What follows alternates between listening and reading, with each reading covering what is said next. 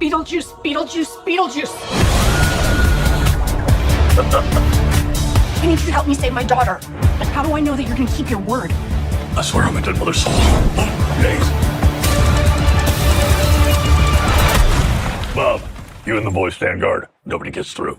We just saw a movie about ghosts and the camera started automatically without me touching it. All right. Beetlejuice. Beetlejuice. With Michael Keaton back in his reprising role. Mm-hmm.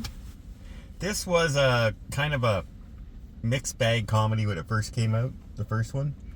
You either loved it or you hated it, but it slowly began having this cult following. I don't understand why. Like, I rewatched it and I said, wow, that was kind of like put a cassette tape in the VCR and watch it with your family and is past the hour and a half or whatever it was, and it's like a nothing movie with bad effects. Well, I mean, Yeah, but back then, it was a comedy back then too, right? It was a Halloween comedy type thing. Yeah.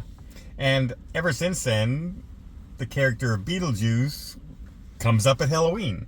Like, people dress up as him. It's part of Halloween Haunted Nights at Disney. It's part of lots of stuff. Yeah. It's a known character. So, But let's just say the first one was very upbeat and fluffy. and campy, yeah. Yes. right? Everything was happy and funny. Yeah, Yes. and different. Like when they first try and haunt the family. Mm-hmm. And then you have Harry Belafonte's song, right? And then the family, the actual family loved it, which you didn't expect to happen Right. at that time. That was kind of unique. This movie doesn't have any charm whatsoever. I wouldn't say It that. did not. I would say, okay, to be fair, at the very beginning when they have the opening credits, it was very 80s-esque. Yeah, Right, it well, looked- they just it- copied the first movie. And which I was fine with. Yeah. Like, it looked like, okay, they're actually doing a sequel to Beetlejuice. They're not trying to switch things up. They're not trying to gender swap. They're not trying to do any of that stuff. I appreciated that. You know what they didn't try and do, though? Write a good movie. There were too many stories going on in the movie.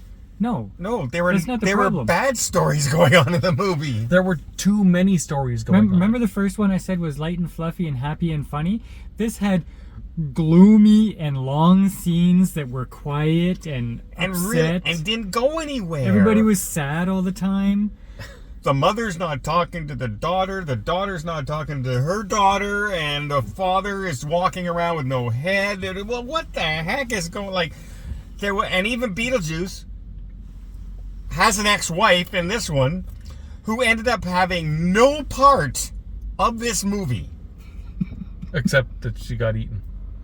No part. Spoiler alert. No part of this movie. Like, the whole build-up was nothing. Yeah. Okay. I agree with that. But And come on, the dream sequence, one of the lamest, most horrible scenes I've seen Ever. In history. okay, for so this type of movie. in the first Beetlejuice, they had that "Hey, Mr. Tallyman, Yeah. Tallyman." Upbeat, so, comical. this one, they was, "Oh, someone left the cake out in the rain." Yeah. And they did it twice.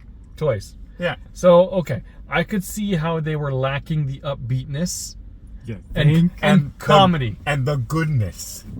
Lacking the extreme goodness of filmmaking. I wanted to like this movie. Oh, wait, this is what, 30 years later?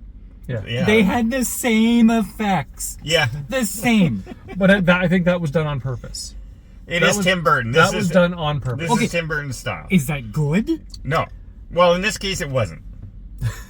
In this case, it wasn't. And this, it wasn't only because there wasn't a good story.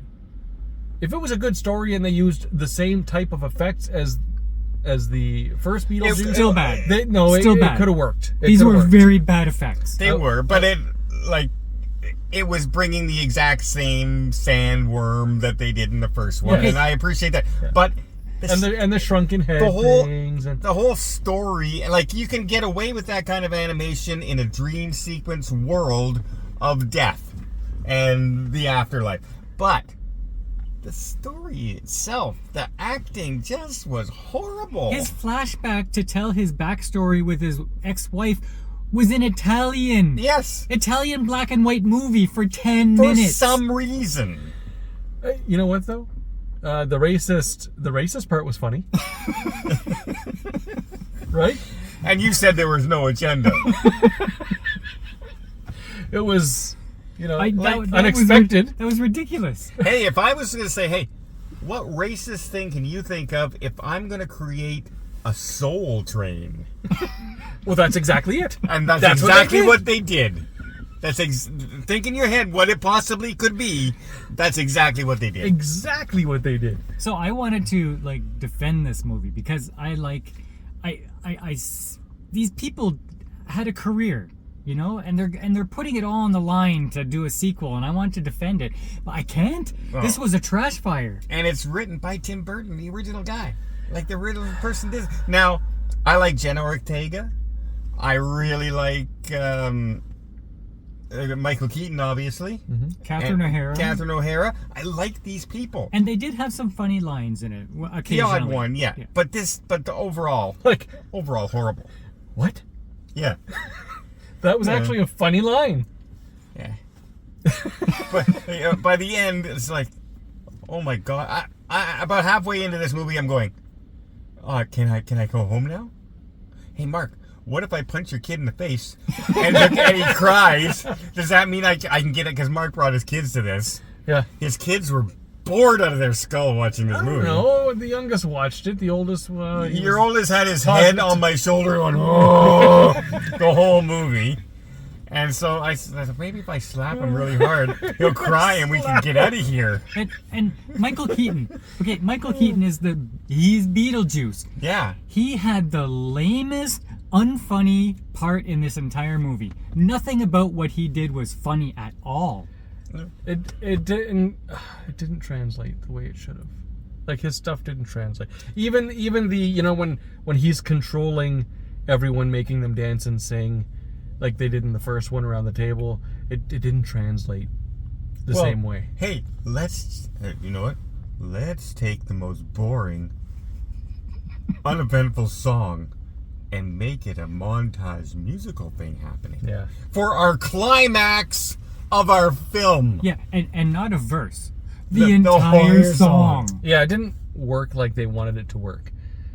And even, you can pretend that they're lip syncing. Even the lip syncing was not good. Yeah. I don't think Winona Ryder knew what song she was lip syncing to. No. Okay, so Go ahead. And you know what?